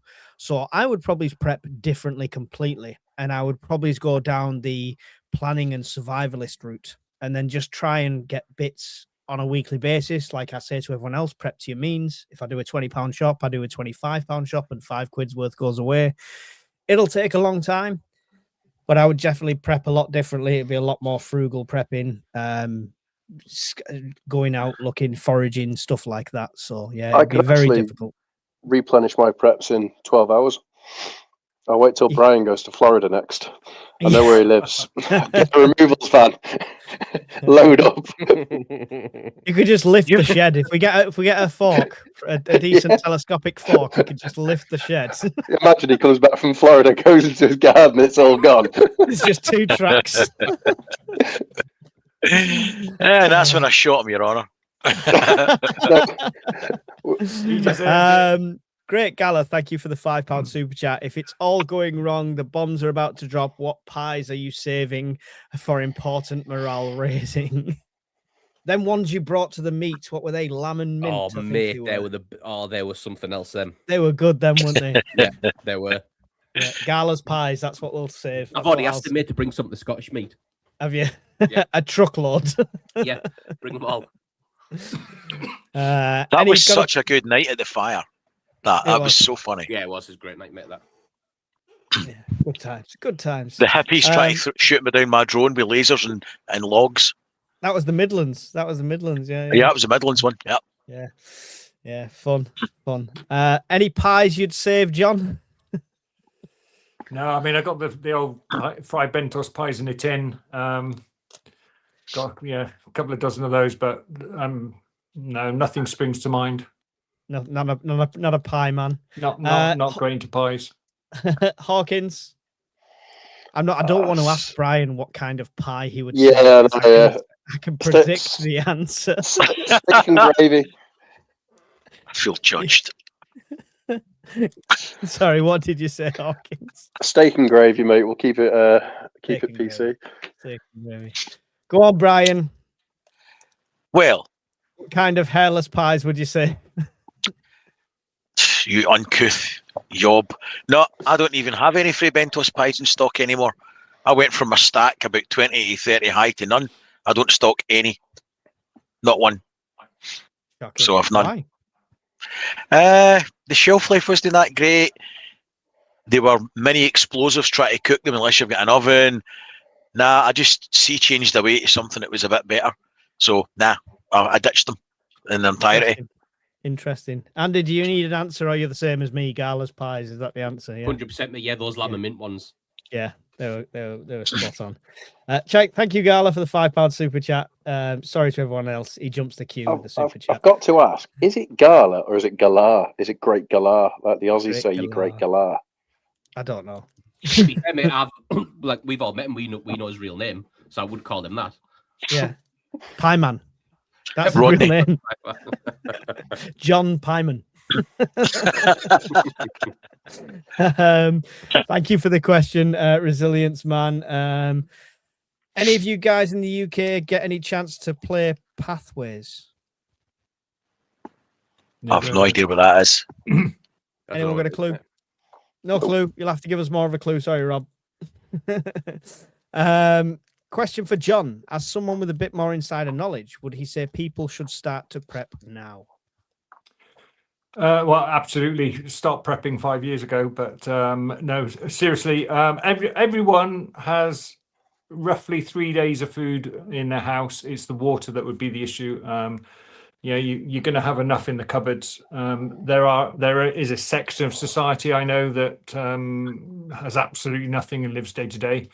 But I would go just do it small increments. Just think, what do I need for 3 days? What do I need for a week? What do I need for 2 weeks? And just do it gradually. That's sort of standard prepping stuff, really. There's nothing I can really add above what's already known. Do you actively try and promote it in any way, John? Do you tell family, absolutely. friends? Oh, no, I don't. Sorry, no, I don't promote it with family and friends. Mrs. Welsh Pepper's on side. She's a little bit more positive than ambivalent. So that's, right. She's sort of a little bit more than tolerant. I do try and promote it within my work. I banged on about the Scottish Government, making the 3 days food and water request, shall we call it, to households. I almost every week. I pull my hair out over it. It goes, I put papers up to ministers, and it just gets ignored. So there is work. The civil service is doing work on your behalf to try and convince ministers that something needs to be done. I think the traction is getting there. I think we've reached a turning point at a government level is that they're slowly realizing that they can't just ignore it. That isn't visible to the public, but yeah, the wheels are starting to turn. Cool. Thank you very much for the answer there. Hope that helps, Andrew. Do you know anyone in the UK building a shelter? You're taking the piss. You're taking the piss. Fool me once.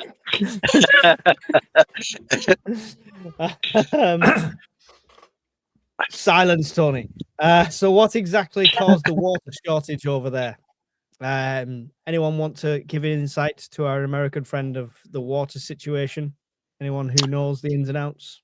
There was two reasons given. One was an electrical fault and a pumping station, and then the other one was frost damage and burst pipes caused by inclement weather. The reason why it's been such a problem is catastrophic underinvestment in infrastructure in that part of the country, and arguably in most of the water infrastructure in the UK. There you go.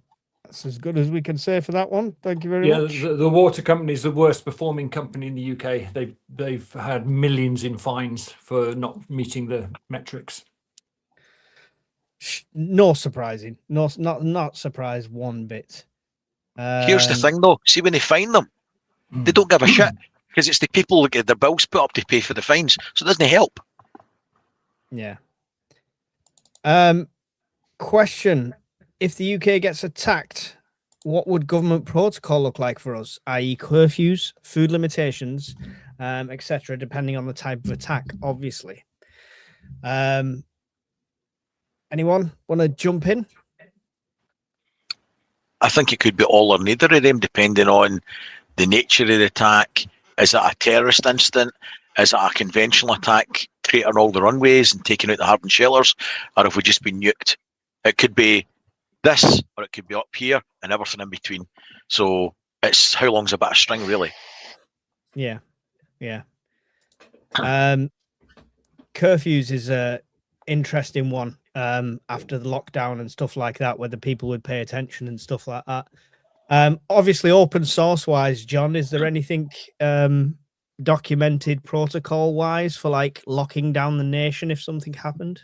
Yeah, there's the Civil Contingencies Act. Again, this is open source. You can just search Civil Contingencies Act, Gov UK type thing, and it will come up. And that specifies what the Cat 1 and Cat 2 responders will do. Cat 1 responders are all the blue light people, including the Coast Guard, who were the fourth emergency service.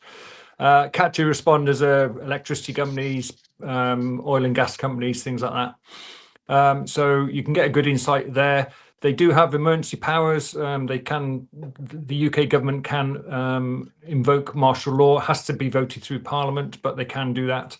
The COVID inquiry, that actually, if you really want to go into it, if you look at the recommendations from the COVID inquiry, they make there's a lot of recommendations there about what the future should look like to make the UK more resilient. Curfew, the lockdowns were mentioned as actually quite a bad idea, that weren't necessary and didn't really work. So I think curfews, this is my personal opinion and not opinion of the government, is that I think curfews would be sort of a last resort, really. I think the damage has been done with lockdowns. The public feels so let down with the way lockdowns came into effect and what little effect they had, that if the government suddenly said you've all got to stay in your house for 22 hours a day, I think people would just ignore it. That's my personal view.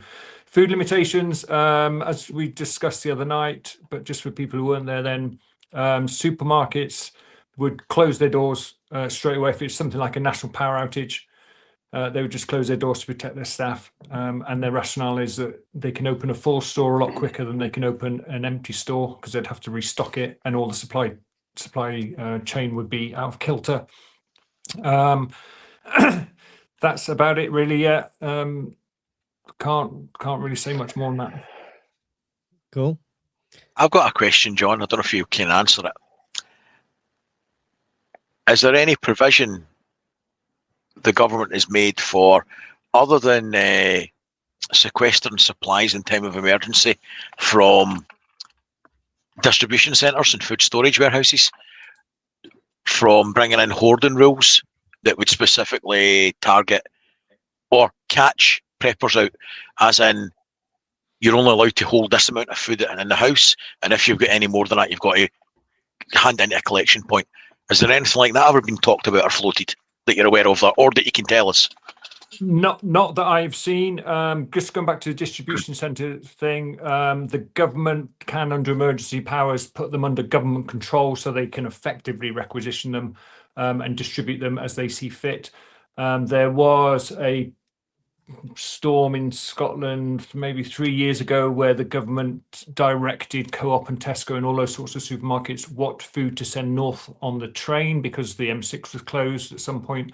So they basically had a massive goods vehicle train and they put eggs, bread and milk on it.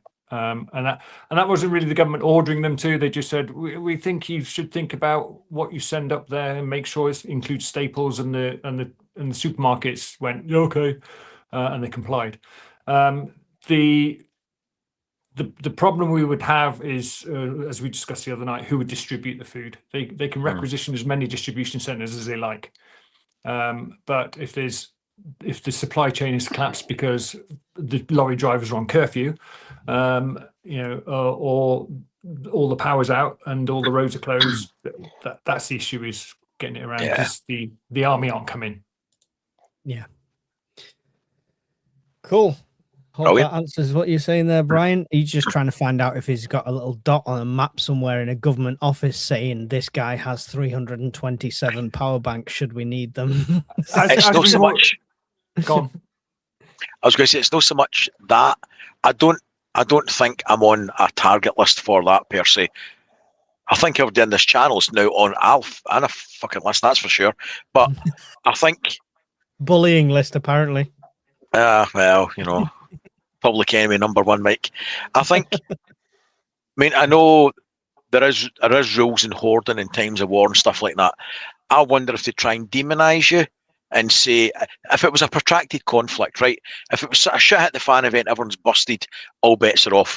But if you were in a conventional war that went on for months, if not years, would they institute something along the lines of hoarding? You're not allowed to have any more than X amount of stuff in the house. Any more than that, it's going to get taken to a central collection point, blah, blah, blah. That's what I'm fuzzy on. But it would only be in a niche circumstance, like a protracted conventional war where they had enough command and control to actually do stuff like that. If it was shit at the fan, none of that would happen.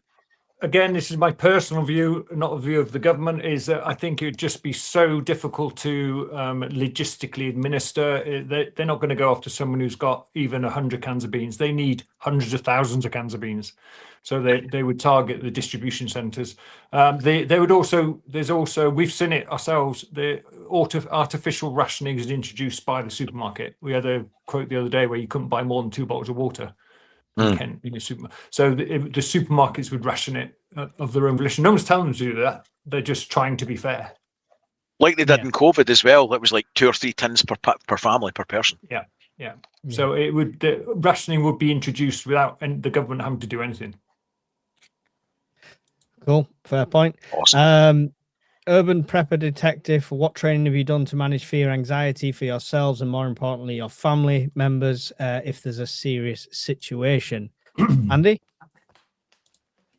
In terms of that, mate, like I've said before, but it's hard to say how you'll react unless you put yourself in those situations. Yep.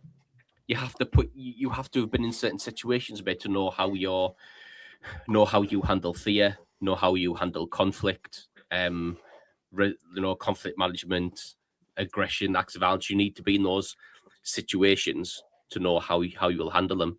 And there's only certain ways, mate, you can achieve that. Go and work on the doors in Newcastle for 6 months. So I suppose the only training that I've done, mate, in terms of that is stuff I experienced whilst I was serving abroad. That's the only things that I've done that. And there isn't.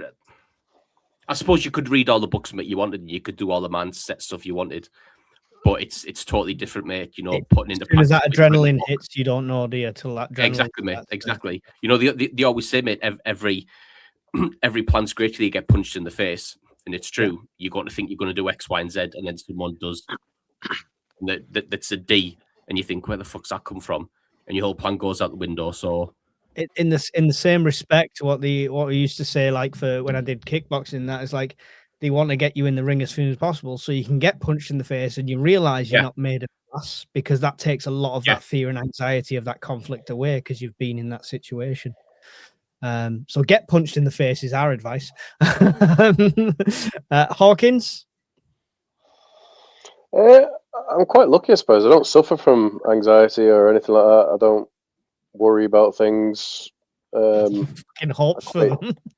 I quite enjoy it when things go Pete Tong. Yeah, I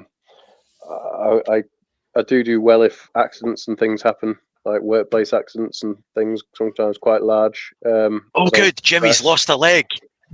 Let's get the tourniquets out. TKs out. Like, I don't know. But I mean, I'm a mental health first aider, so I can obviously counsel family members and stuff. Although my missus said she'd probably rather jump off a bridge than let me mental health first aider. So, don't put that line on your CV. Just throwing that out. That's the top line. No wonder nobody ever replies to my emails. I think it's all down to the individual, and we're all built differently. We all react differently. Some people can be very anxious about things and worry and stress. I don't. Hopefully I wouldn't if there was a big situation. Cool. I think we're generally all kind of the same. You're not going to know until you're in that situation. Train, do what you can, put yourself in situations, even like when I did, like if you do a long distance hike or anything like that, put yourself in them situations that you've still got a safety net, so you're not totally out there, but it will just give you a better feeling for that kind of situation. In the interest of moving forward, we'll try and get through these last few quick. No more questions, please, now, guys, because people need bedtimes. On the topic of radios, what is a good set? Need to get some for keeping in contact when on our land, not looking to get into license. Just regular PMR walkie-talkies then, right? Depends on the size of the land. Hawkins?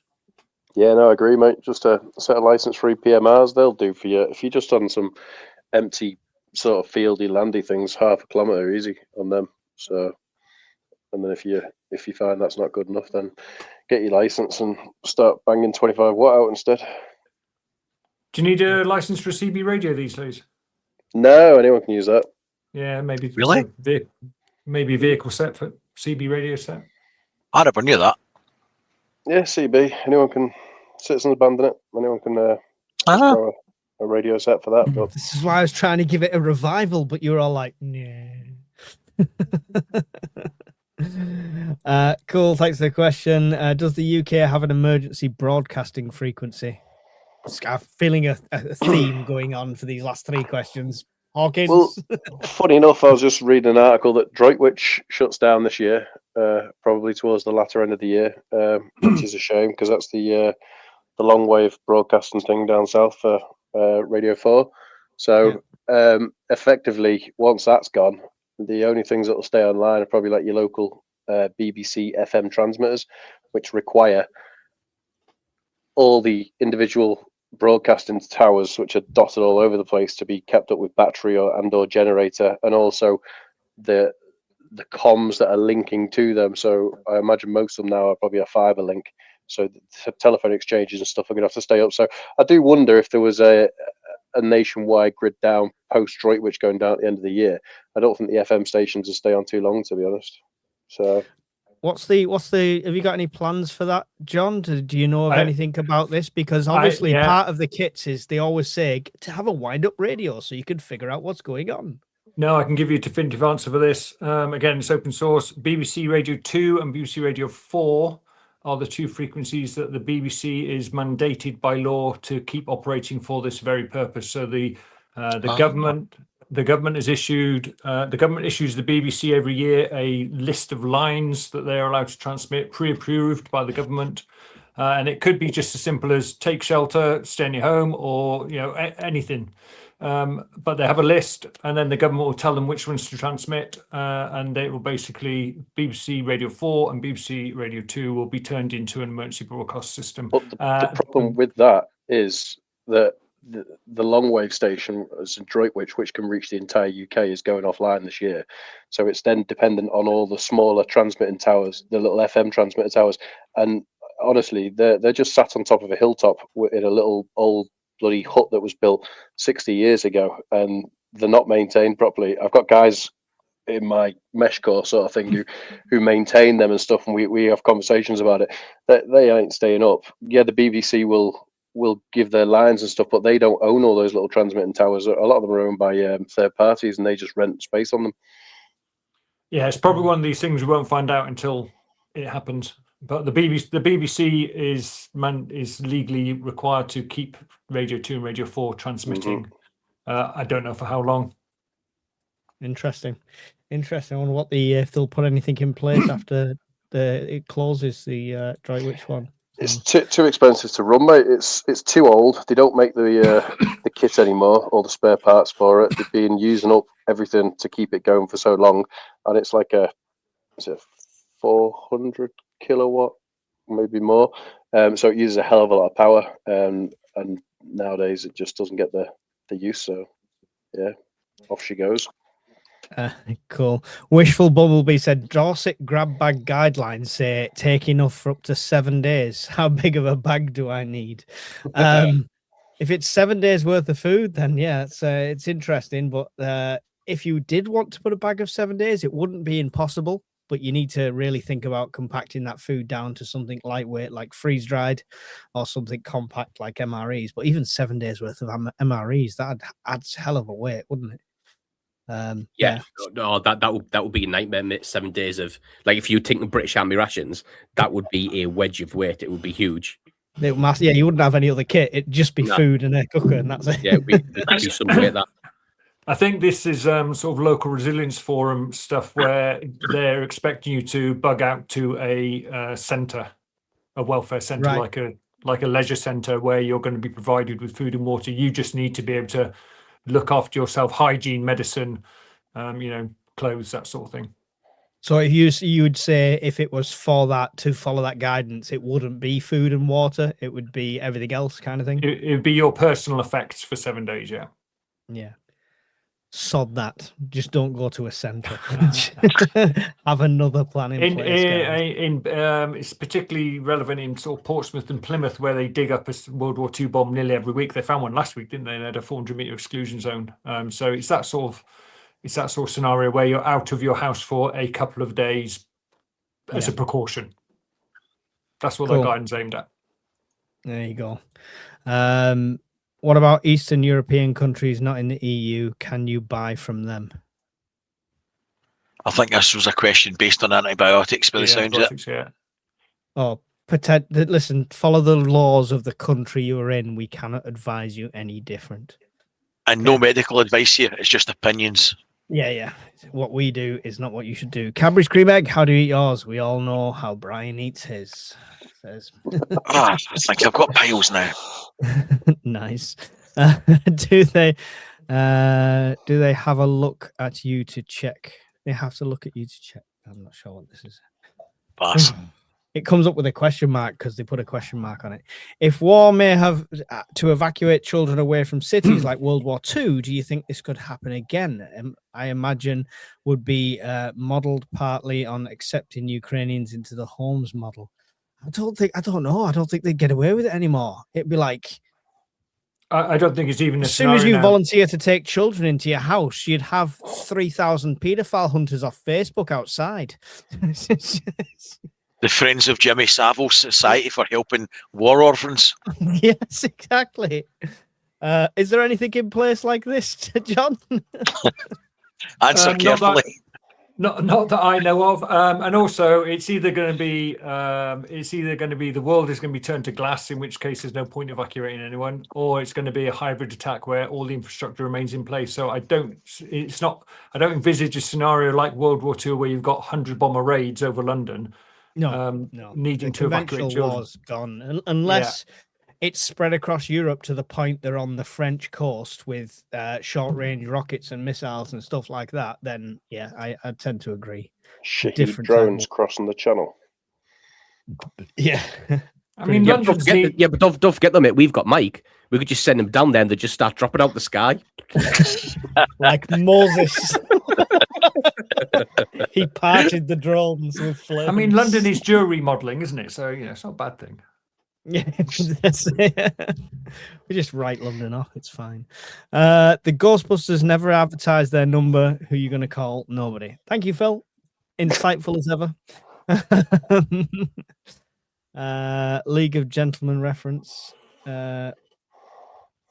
If the government introduced conscription, would that include lads with autism?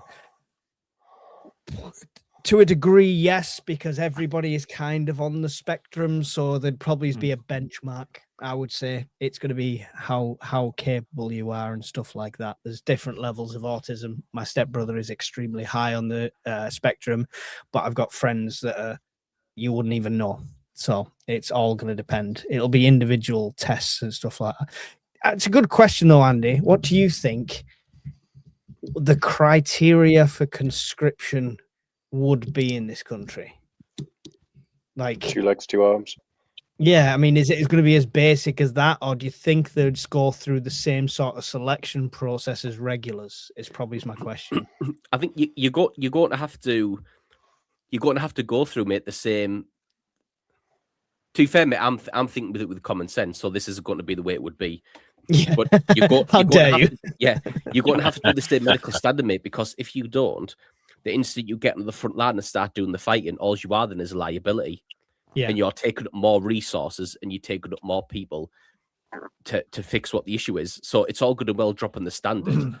But then as soon as you hit the front line, you're a liability for the man next to you. Mhm. And then as soon as he's injured, you then take another, so you're losing 3 people out of the fight. So at some point, there's going to have to be a conversation of, if you bring it down to this level, it's just going to be a hindrance. Like there's no logistical advantage to lowering the medical standard to push people through who are going to cost you in the long run. I just don't see. But 100%, now I've said that'll be wrong. Do you know what I mean? Yeah, And because they'll like I push say, people it's through in common wheelchairs. sense. Yeah, do you know what I mean? So, but on the one with autism, mate, I would imagine there's lads and lasses now, mate, who are extremely high functioning. Yeah. In some type of roles there, whether it would be satellite image referencing or topographic maps or the intelligence side. I would imagine there's loads of them already in.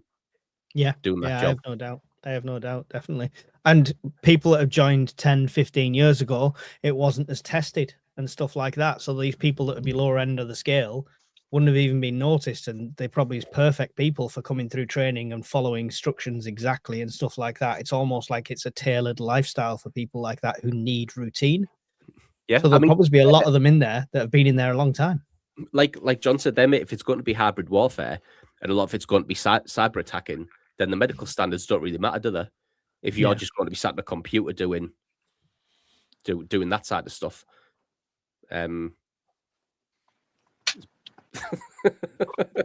You flying a kite, Brian? No, I'm just pissed about with these. He's mesmerised. He's mesmerised me by the flashing light. Are we boring you, Brian? I switched off about 5 minutes ago. I'm like, fuck it. What time does Babecast start at the night? Screw it. Ooh, red thing. Oh god. I was in a happy place there. You just ruined it. But you put everybody else in a happy place who got to see your full screen going. Shiny. Shiny. Do you know, I was actually looking at rat packs and stuff up there, and I'm reading dates on them, and my fingers, I'm doing this with these little bungee cords. I'm going, I was away in one wee world. Excellent. There you go. Well prepared, Brian. Well prepared. Gentlemen, before we close up for the evening, is there any questions you'd like to put to the panel yourselves before we end? Speak now or forever hold your peace. No, you're all really active. Brian's like still thinking about flying MRE kites. I will answer one question or somebody posted that we've not got to. He was asking, he's got a Delta 2 Max and he's got 2 500-watt panels from City Plumbing. Can he plug them straight in? Yes, you can. At least I had bungee cords, not imaginary ones. Fuck you, mate. So yeah, you can plug them in, mate. Excellent. Well, if you guys have got no more to say, yes, Mark, yes, they are putting the military callback age to 65. We're waiting to see whether some of these lads, if it actually comes through, if they notify them, or if it's just going to be one of those things that implements. Some of the other questions, sorry we can't get to them all. Appreciate you all being here and giving your time. Andy, any final words on resilience and your goodbyes to the peoples, please? I think in terms of resilience, mate, focus on, everybody gets focused on, mate, I need to be resilient for if a nuclear bomb happens, or if this happens or that happens. Like I was talking to Rach today, mate, about a bug out plan and how far she was going to go. Build your resilience plan, mate, around what you will need to achieve. So if you only need to go 3 miles, like I said to Rach today, mate, that if your bug out plan's 3 miles, the most dangerous place to be is out in the open. So you have to work out how to get from A to B as fast as you can over the course of 3 miles. So build your resilience around 3 miles. Go as fast as you can for 3 miles and get used to how uncomfortable that's going to be for you. You know, there's no point doing a marathon when you can do 3 miles a lot quicker. And obviously it's a lot short distance. Yeah. So that's what I'd stick to. And yeah, thanks for everyone coming tonight. Chat was great as usual. And thanks everybody for the questions, because the Q&A is obviously driven by you. If nobody asks questions, then we're just sat there watching Brian play with bungee cords for an hour and a half. So thanks, guys. John, any final thoughts on resilience for the audience? 188 people still here watching, and your goodbyes? Yeah, well, first of all, thank you for the invite. Really enjoyed it. Good banter. Missed the banter that I used to get in the military, so it's good to have a bit of banter. Everything you can prep just buys you time to come up with a plan to survive a bit longer, or to come up with an alternative. So if you got 3 days, that buys you 3 days worth of thinking time to come up with a more sustainable option. If you can have a month's worth of preps, even better, because it's probably resolved itself by then. But yeah, as Andy said, we're probably not prepping for all-out nuclear war. We're probably prepping for the lights going out for a week. Yeah. So that just be realistic. Excellent. Thank you. It's Thank been you. a pleasure to have you on here as well, John. Brian, any final thoughts? Not about kites or bungees, and your goodbye? Damn it. Just on the resilience front, and for me, resilience and confidence come hand in hand. So the more resilient you can be, and that starts from your first tin of beans to your first free workplace health and safety course you've been on, your first aid course at work. Every little skill that you gain, every conversation you have in Discord, or every chat that you link into and ask a question, it builds your resilience. And as your resilience builds, it builds your confidence. Because if something does go wrong, whether it's a power cut for a day or a week, the more resilient you are, the more confident you are, people will draw comfort from that round about you. And that's part of the battle. Excellent. Thank you very much. Hawkins, any final thoughts and goodbyes? Get your comms up. So anyone who's from like Darlington to Doncaster to Liverpool, that sort of area, North Wales, Stoke, is it? Whatever. Get yourselves on Meshcore, so I've got someone to have a bit of banter with when the power's out. There you go. When the power's out, not if, when. Yep. Thank you from me to everyone that's joined this evening. There's been well over 200 people in here the whole time, which is absolutely incredible numbers. You guys keep all of our channels growing, which is awesome, which gets the message of prepping and resilience out to many more people. We're all here to teach as well as to learn. None of us are experts, so we're more than happy for feedback. So leave comments and everything like that. Go and check out the guys' channels and come and join us on Discord. One little plug from me. I am doing the West Highland Way for charity for the Bradley Foundation for kids with cancer. I can't remember the name of it off the top of my head. Sorry, it's just gone out of my head all of a sudden. But it's a really good cause. I'm doing the West Highland Way in full kit. Hopefully Andy's joining me. Now he's on the fitness wagon, so we'll get a couple of us doing it. Somebody has to record everything that's going to go wrong. Yes, he's gonna document my demise. There you go. Andy's gonna be there to document my demise for you. But yeah, you can donate through Just Giving, which is the best way to donate. If you can click Gift Aid and give the details, the government put a bit towards it as well, which is awesome. If you don't want to do that, PayPal's the option as well. So loads of ways you can donate. And yes, if we raise, I put a thing on the Discord before, much to people's delight. If we raise 500, my legs will be waxed again. If we raise 800, my chest and legs will be waxed. And if we raise 1,200, I think it is, which is less than what we raised last year, so it's a low target, then it'll be belly, chest, and legs all being waxed. So you should probably read the chat at this point. 2,000, Brian gets to do it with contact adhesive. I should probably read the chat at this point. And if we get to the Brian will wax Mike live on air. No, he won't. No, he won't. But yeah. All the links can be found in most of my videos and stuff like that, or Miss Worm will have already posted links in there as well. So I do appreciate every single one of yours, and don't forget, like, share, subscribe, whichever channel you're watching on. We really appreciate you being here, and we'll see you in another Fireside really soon. Goodbye. There's folks. In the glow of embers dance, we've prepared for every chance, living simple, living true, with the dream we all pursue.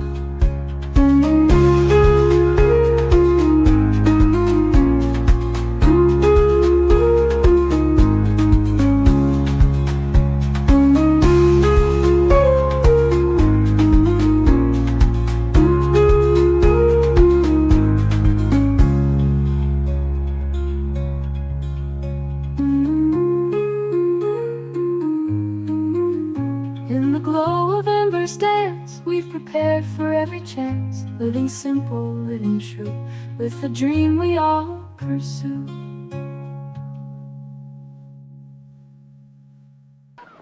I'm Brian! I'm Brian! I'm Brian! I'm Brian! I'm Brian, and so's my wife! Right, take him away and release him. No, I'm only joking. I'm not really